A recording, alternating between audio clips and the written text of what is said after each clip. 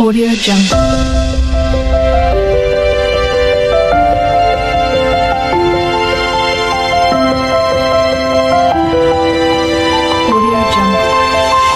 সুপ্রিয় শিক্ষার্থীরা, তোমাদের সকলকে আজকের এই ভিডিওতে সুস্বাগতম জানাচ্ছি।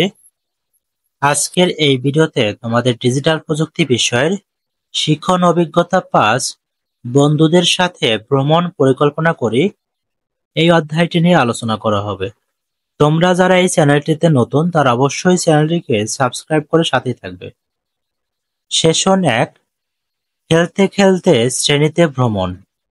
ভ্রমণ পরিকল্পনা করার আগে এই সেশনে আমরা একটি খেলা খেলব। খেলাটির নাম খেলতে খেলতে শ্রেণীতে ভ্রমণ।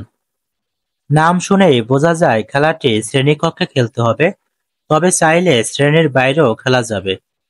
খেলাটি খেলার পদ্ধতি পরের পৃষ্ঠার নিচের ঘরে দেওয়া হলো। খেলার প্রথম কাজ হলো একজন সহপাঠী পছন্দ করা যে ভ্রমণ সঙ্গী হবে। ভ্রমণ সঙ্গী নির্ধারণ হয়ে গেলে শিক্ষক যেখানে দাঁড়াতে বলবেন আমাদের সবাইকে সেখানে দাঁড়িয়ে যেতে হবে। এবার শিক্ষক তোমাদের স্কুলের মাঠে অথবা বারান্দায় নিয়ে যাবেন এবং সেখানে পাশের চিত্রের মতো ঘর এঁকে দিবেন। অঙ্কিত ঘরগুলো সামনের দিকে শুরু এবং পিছনের দিকে শেষ লিখে বৃত্ত এঁকে দিবেন।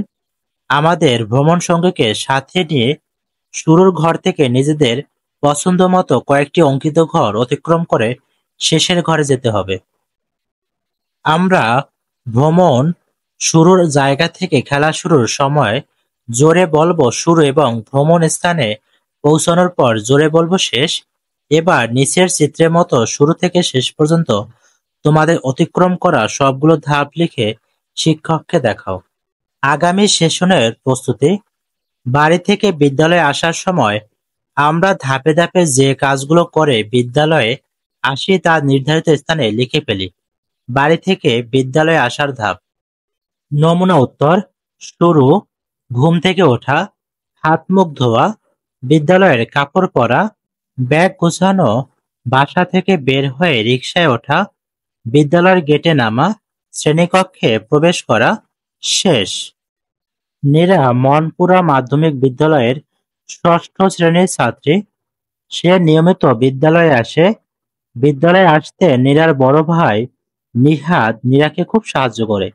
একদিন নীরার মনে হলো যদি কোনো কারণে তার বড় ভাই নিহাদ কোনো কাজে ব্যস্ত থাকে তাহলে নীরার বিদ্যালয়ে যাওয়াই হবে না। নীরা একথা তার ভাইকে জানালো। নিহাদ বলল, ঠিক তো নীরা, আমি যদি কোনো কাজে ব্যস্ত থাকি তাহলে তোমার তো সমস্যা হবে বিদ্যালয়ে যেতে। এক কাজ করি, কাল বিদ্যালয়ে যাওয়ার সময় ঘুম থেকে উঠে আমরা যা যা করি তার একটি লিস্ট করতে থাকবো। তাহলেই আমি কোথাও ঘুরতে গেলে তুমি ওই লিস্ট দেখে বিদ্যালয়ের জন্য প্রস্তুতি নিতে পারবে। নীরার বুদ্ধিটি খুব পছন্দ হলো। পরদিন নীরা ও নিহাদ মিলে যা যা করলো তার একটা লিস্ট বানালো এবং প্রতিটি কাজ কিভাবে করতে হয় তা লিখে রাখলো। অনেকটা এরকম লিখলো: শুরু, ঘুম থেকে ওঠা, দাঁত পরিষ্কার করা, সকালে নাস্তা করা, বিদ্যালয়ের কাপড় পরা, ব্যাগ গোছানো, বাসা থেকে বের হয়ে রিকশায় ওঠা, বিদ্যালয়ের গেটে নামা, শ্রেণীতে ঢোকা, শেষ।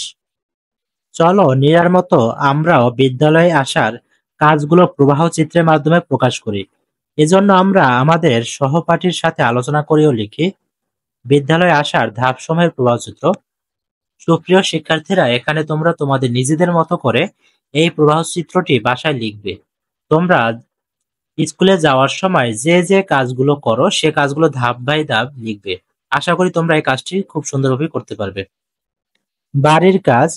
বাড়িতে গিয়ে কোনো একটি রান্না ভালোভাবে দেখি এবং বাড়ির যে সদস্য রান্নাটি করছে তার সহায়তা নিয়ে রান্নার ধাপগুলো ব্যবহার করে নিচের ঘরে নির্ধারিত জায়গায় লিখি।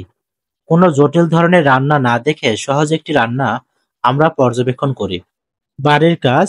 বাড়িতে গিয়ে কোনো একটি রান্না ভালোভাবে দেখি এবং বাড়ির যে সদস্য রান্নাটি করছে তার সহায়তা নিয়ে রান্নার ধাপগুলো কম্পিউটার প্রোগ্রামিং এর ভাষা ও প্রবাহ চিত্র ব্যবহার করে নিচের ঘরে নির্ধারিত জায়গায় লিখি।